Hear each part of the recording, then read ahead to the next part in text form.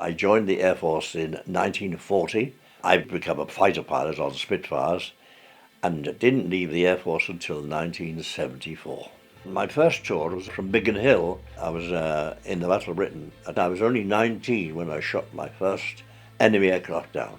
My second tour of operations was the Siege of Malta in 1942. Malta was the most bombed place on earth. It was strategically important for both ourselves and the Axis power. Ourselves because we held that vital island in the middle of the Mediterranean for all our transit through to Egypt and further on. For the Axis, of course, that was important because we were stopping them supplying Rommel in the desert. We went out on a carrier. One chap didn't get airborne by the time he reached the bow and fell off. And the ship went over him, of course. Now, when you're sitting there watching this ahead of you, you think, oh my God, I've got to go through this. There was a little island en route called Pantelleria, and there was a Messerschmitt squadron. Now, we couldn't afford to get into dogfighting and combat, otherwise you'd never ever get to Malta. You just didn't have the fuel.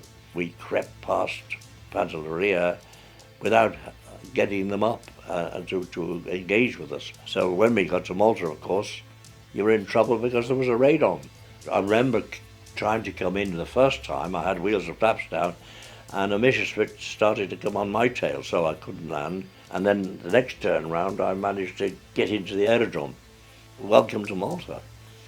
Life was quite hectic in Malta because there was no food, but you flew whether you were starving or otherwise. Life of a fighter pilot in Malta was given us 15 minutes. At the height of the fight, we were scrambled 4 times a day. They pushed everything into that theatre to try and finish us. We were a real thorn in their side, and we had to be wiped out, which they didn't do, fortunately.